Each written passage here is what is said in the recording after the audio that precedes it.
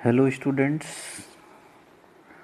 आज हम Coulomb's law के बारे में पढ़ेंगे। इस कूलम्स लॉ के बारे में हम पढ़ेंगे। कूलम्स लॉ क्या कहता है, आपको क्या बताता है, इसके बारे में हम यहाँ पे स्टडी करने वाले हैं। तो पहले कूलम्स लॉ के बारे में जान लो कि कूलम्स लॉ जो है दो चार्जेज के बीच में इंटरेक्शन जो होते हैं उनकी स्टडी कराता है। अब ये इंट्रैक्शंस कैसी कैसी हो सकती हैं उसके बारे में हम देखेंगे। तो देखिए, जैसे मान लो आपके पास एक चार्ज है। पहले तो इंट्रैक्शन कौन कौन सी हो सकती हैं दो चार्जेस के बीच में, उसको देख लो। मैंने पहले भी प्रॉपर्टी के आधार पर बताया था। ये मान लो पॉजिटिव चार्ज है और दूसरा पॉजिटिव चार्ज है, तो इन दोनों चार्जेस के बीच क्या होगा, रिपल्सन होगा। अगर निगेटिव चार्ज है और यहाँ भी एक निगेटिव चार्ज है तो दोनों के बीच में क्या होगा, रिपल्सन होगा।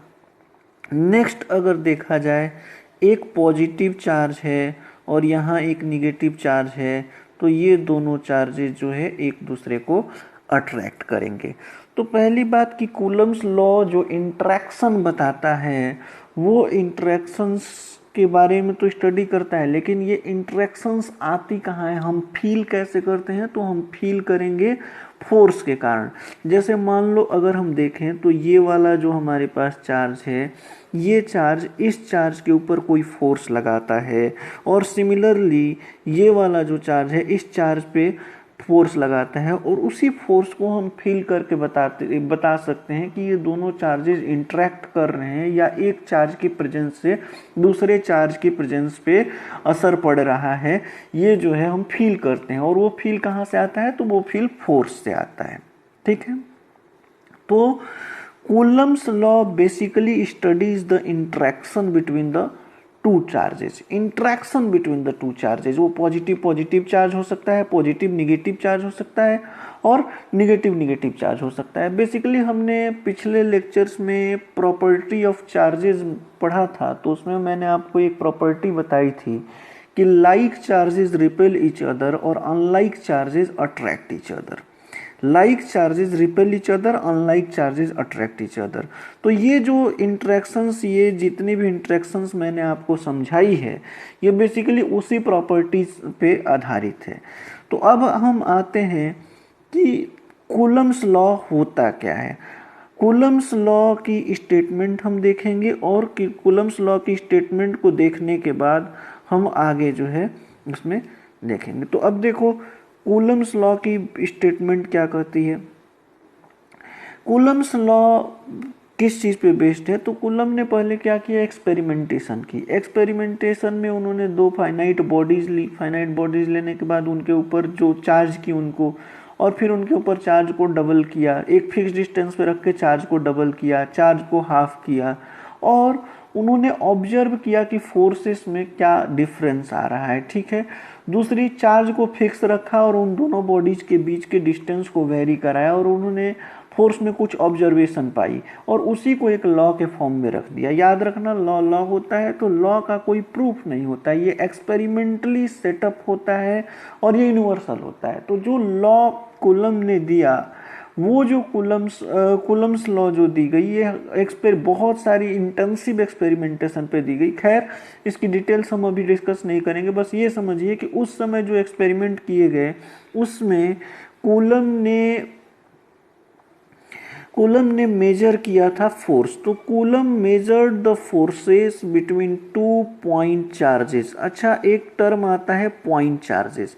तो ये पॉइंट चार्जेस क्या होते हैं? पॉइंट चार्जेस का मतलब होता है कि वो चार्जेस जो कि जिस बॉडी द्वारा कंटेन किए जा रहे हैं, तो उनका जो लीनियर डायमेंशन, उस बॉडी का जो लीनियर डायमेंशन है, वो जो उन दोनों चार्जेस के बीच की सेपरेशन है उससे बहुत छोटा हो, बहुत छोटा हो, उसको हम बोलते हैं point charges. Point charges term specific term है, याद रखना, इसमें कंफ्यूज मत होना आप लोग।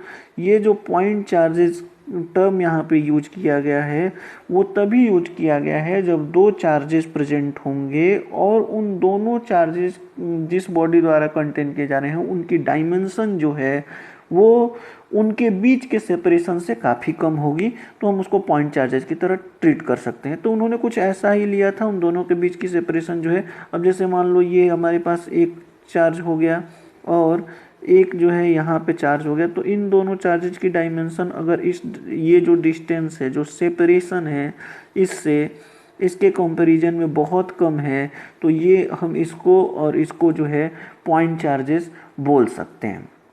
तो उन्होंने बोला, कूलम्ब्स ने मेजर किया और उन्होंने एक स्टेटमेंट दिया। वो स्टेटमेंट क्या थी कि the force varied inversely as square of the distance between the charges and was directly proportional to the product of magnitude of two charges and acted along the line joining two charges.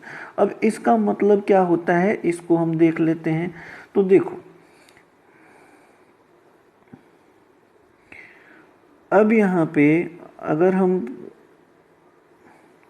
Observe करें तो होता क्या है कि आप अगर force, तो इनकी स्टेटमेंट के अनुसार जो दोनों चार्जेस फोर्स लगा रहे थे, those forces are F is proportional to product of charges and inversely proportional to square of the distance between them. ये समझने वाली बात है, इसको एकदम क्लियरली समझ लेना। ये जो चार्जेस थे वो डायरेक्टली प्रोपोर्शनल थे product of this two charges और इनवर्सली प्रोपोर्शनल थे distance, square of the distance between them. तो ये फोर्स है। अब थोड़ा सा यहाँ पे क्लियर होना पड़ेगा, और वो क्लियर क्या है मैं अभी आपको बताता हूँ। देखो,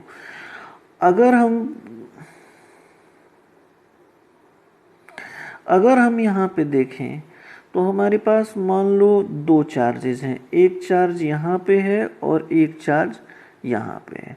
इसका चार्ज Q1 है और ये हमारे पास Q2 है। और इन दोनों चार्जेस का सपोज दैट मान लेते हैं कि सेम ही साइन कन्वेंशन है, मतलब दोनों पॉजिटिव पॉजिटिव हैं, एक समय के लिए हम मान लेते हैं। तो इन दोनों चार्जेस पे रिपल्सिव फोर्स लगेगा और ये रिपल्सिव फोर्स ही उनको फील कराएगा कि ये इफेक्ट ऑफ चार्ज है, एक चार्ज का दूसरे पे क्या इफेक्ट पड़ रहा है। तो यहाँ अगर हम देखो, इसको चार्ज 1 मान लेते हैं और इसको चार्ज 2 मान लेते हैं, तो यहाँ जो फोर्स की रिप्रेजेंटेशन होगी, फोर्स अप्लाइड ऑन 1/2 को हम ऐसे लिखेंगे और फोर्स अप्लाइड ऑन 2/1 जो है ऐसे लिखेंगे। लेकिन जो कूलम्ब्स की लॉ ने रिप्रेजेंट किया है, कूलम्ब्स का जो लॉ है वो क्या रिप्रेजेंट करता है, वो ये कहता है कि force applied between the two charges is directly proportional to product of this charges and inversely proportional to the square of the distance between them. यानी हम कंसीडर चाहे F12 करें चाहे F21 करें, ये दोनों ही फोर्सेस मैग्नीट्यूड में हमेशा बराबर होंगे और वो मैग्नीट्यूड हमेशा बराबर होगा, ये कहने का मतलब था इनका। तो अगर हम थोड़ा सा अपने क्लास 11th की फिजिक्स को रिमाइंड करें तो हमको पता चलता है कि ऐसा जो है हमने रिएक्टिव फोर्सेस के बारे में पढ़ रखा था, न्यूटन की third law, there is always equal reaction after every action. तो ये जो लॉ है कुछ ऐसा ही है रिएक्टिव फोर्स। मतलब अगर हम सपोज दैट F21 की बात करें, ये जो फोर्स अप्लाइड ऑन 2/1 है वो opposite to force applied on 1/2 है इस पर्टिकुलर केस के लिए, आप देख सकते हो। मतलब यहाँ पे क्या है कि इन दोनों फोर्सेस की जो डायरेक्शन है वो आपको अपोजिट होती हुई दिखाई दे रही है, क्योंकि ये इंटरनल फोर्सेस की, अगर हम दोनों चार्जेस का, इन दोनों चार्जेस के सिस्टम को एक सिस्टम मान लेते हैं तो ये इंटरनल फोर्स की तरह बिहेव करेगा। तो बड़ा ही आसान सा मामला है, आपको इसको बहुत ही क्लियर रखना पड़ेगा कि इन दोनों फोर्सेस का, चाहे हम फोर्स 1-2 पे जो फोर्स लगा रहा है वही फोर्स जो है सेकंड चार्ज पर जो फर्स्ट चार्ज जो है सेकंड चार्ज पे लगा रहा है वही फोर्स सेकंड चार्ज पे फर्स्ट चार्ज लगाएगा। ये आपको बहुत ही ज़्यादा क्लियर रहने की ज़रूरत है। खैर, अभी हम आते हैं कूलम्ब्स लॉ की स्टेटमेंट पे, जो कि है ये F is proportional to Q1 Q2 upon R square. अब यहाँ पे इस प्रोपोर्शनैलिटी को हटाने के लिए उन्होंने एक प्रोपोर्शनैलिटी कांस्टेंट यूज किया और वो प्रोपोर्शनैलिटी कांस्टेंट था के। तो एक्चुअल में जो कूलम्स लॉ आई that is equal to force applied between, याद रखना यहाँ मैग्नीट्यूड की मैं बात कर रहा हूँ कहीं भी, तो यहाँ फोर्स, अभी जब तक फोर्स बोल रहा हूँ जब तक मैं वेक्टर फॉर्म डिस्कस नहीं करता हूँ तो ये मैग्नीट्यूड के फॉर्म में ही हो रहा है। तो ये हो जाएगा हमारे पास F इज इक्वल टू के Q1 Q2 upon R square. ये जो K आपको दिखाई दे रहा है, ये जो K आपको दिखाई दे रहा है, this K is proportionality constant and it has a specific value. इसकी अपनी एक स्पेसिफिक वैल्यू है, याद रखना। ये K की जो वैल्यू होती है that is 9 into 10 raise to the power 9 newton metre square, newton metre square पर कूलम स्क्वायर। ठीक है, न्यूटन मीटर स्क्वायर पर कूलम स्क्वायर। तो K की जो वैल्यू है ये है। अब एक बात समझ लेना, मैं इसकी यूनिट इसलिए लिख रहा हूँ क्योंकि ये जो K की जो वैल्यू डिटरमाइन की गई है, ये जो K की वैल्यू डिटरमाइन की गई है वो इस यूनिट पे ही डिपेंड करती है, पहली चीज़। दूसरा मोस्ट इम्पॉर्टेंट चीज़ मैं डिस्कस कर रहा हूँ, यहाँ समझ लेना, जहाँ कहीं भी आपको ऐसी क्वांटिटी जो मिल रही है, ये जो K मिल रहा है, इसका ये जो यूनिट दिखाई दे रहा है न्यूटन मीटर स्क्वायर पर कूलम स्क्वायर, ये यूनिट आपको पता होना चाहिए, प्लस इसका डायमेंशन निकालने की प्रैक्टिस आप साथ में कर लें। डायमेंशनल एनालिसिस एक चैप्टर आपके क्लास 11th में था, लेकिन वो 12th में मैं इसलिए निकालने के लिए बोल रहा हूँ क्योंकि इसके डायमेंशन से बहुत सारे क्वेश्चन आने वाले कॉम्पिटिटिव एग्जाम्स में आते हैं, तो आपको साथ के साथ इसका डायमेंशन कैलकुलेट कर लेना है। तो चलिए इसके डायमेंशंस को हम कैलकुलेट कर लेते हैं। तो देखें,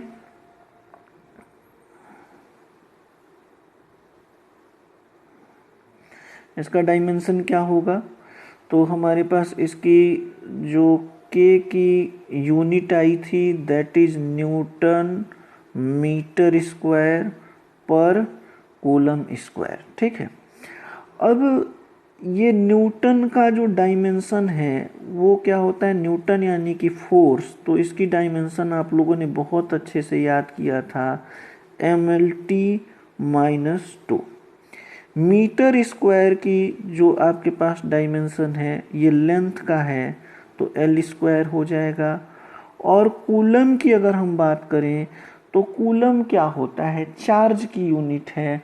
और याद करें तो हमने फंडामेंटल क्वांटिटी में करंट लिया था और टाइम लिया था।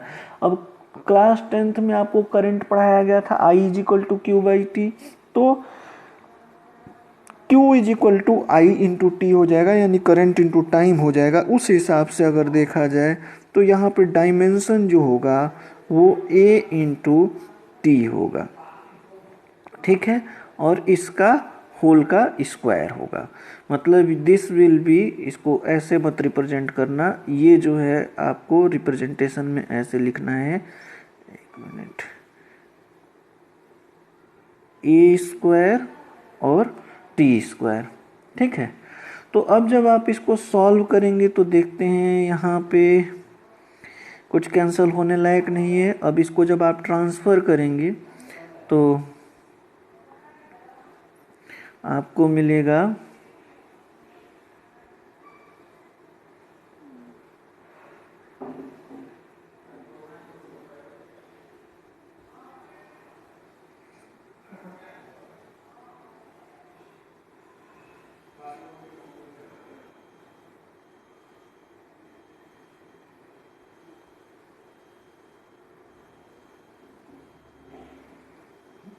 आपको मिलेगा ml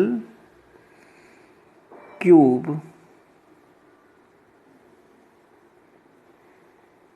t to the power -4 and a to the power -1, a to the power -2, sorry, a to the power -2। तो अगर आप इसको अरेंज करते हैं तो you will get something like that. तो this is the dimension of the proportionality constant used in the Coulomb's law. जानना जरूरी है क्योंकि ये कई बार पूछा जाता है, आप इसको याद रखेंगे। नेक्स्ट हमारे पास आता है कि कूलम्स लॉ की स्टेटमेंट में जो टर्म यूज किए गए हैं, पहला जो टर्म था वो हमको पता चल गया, प्रोडक्ट ऑफ चार्जेस, ये Q1 Q2 चार्जेस की इंटेंसिटी की नोटेशन होगी, इसमें भी कोई दिक्कत नहीं आना चाहिए। अब जो इम्पोर्टेंट टर्म है कि अगर हम देखें तो उन दोनों चार्जेस पे लगने वाला फोर्स आपस में बराबर था। एक चीज आई नई चीज आपको प्रोपोर्शनैलिटी कांस्टेंट के, बाद में इस के को भी और डिफाइंड किया गया, और के जो है के को डिफाइन किया गया, K is equal to 1/4 pi epsilon nought. K को 1/4 पाई एप्सिलॉन नॉट, ये जो 1/4 pi epsilon nought, K is equal to 1/4 epsilon pi epsilon nought बोला गया, और ये जो एप्सिलॉन नॉट आपको दिखाई दे रहा है इसको हम बोलते हैं permittivity of free space, permittivity of free space. और ये permittivity of free space epsilon not की जो वैल्यू है वो होती है, एप्सिलॉन नॉट की वैल्यू दैट इज 8.854 इंटू 10⁻⁻12। और जो यूनिट जो है के पास जो डायमेंशन होगा, ठीक है, उसका ठीक उल्टा डायमेंशन आपको यहाँ पे इसके को देखने को मिलेगा, एप्सिलॉन नॉट का डायमेंशन देखने को मिलेगा। तो अगर हम देखें तो this will be, unit will be per coulomb square divided by newton metre square. So this will be the unit of epsilon naught, that is permittivity of free space। Permittivity of free space की ये unit होगी, और आप लोग इसका dimension calculate कर लेना, उसका जस्ट रिवर्स आएगा, लेकिन आपको पता होना चाहिए, ठीक है। लेकिन अगर मान लिया जाए सपोज दैट कि ये तो फ्री स्पेस में बात की गई, फ्री स्पेस का मतलब क्या होता है, थोड़ा सा इस पर चर्चा करनी जरूरी है। फ्री स्पेस का मतलब ये है कि यहाँ पे कोई मीडियम प्रेजेंट नहीं है, इन दोनों चार्जेस के बीच में नो मीडियम, कोई मीडियम नहीं है, ये एक वैक्यूम है। अगर वैक्यूम होता है तो उस केस में जो हमारे पास चार्ज जो फोर्स लगेगा that is F is equal to 1/4 pi epsilon nought Q1 Q2 upon R square. अब यहाँ नो मीडियम की मैंने बात की, लेकिन सपोज दैट अगर कोई मीडियम आ जाता है, चलिए उसको भी देख लेते हैं, इसको क्लियर करके देखो। सपोज दैट हमारे पास कोई एक चार्ज है ये, और एक दूसरा चार्ज ये है, ये हमारे पास Q1 चार्ज है और ये Q2 चार्ज है, और इसके बीच में कोई एक मीडियम आ जाता है। इन दोनों चार्जेस, जो चार्जेस तो इंटरेक्ट करेंगे क्योंकि नॉन कांटेक्ट फोर्स अप्लाई हो रहा है, लेकिन उस मीडियम का एक अपना असर होता है। तो इसके लिए उस मीडियम की अपनी एक प्रॉपर्टी होती है, उसकी एक प्रॉपर्टी होती है जिसको हम बोलते हैं डाइलेक्ट्रिक स्ट्रेंथ बोलते हैं, ठीक है।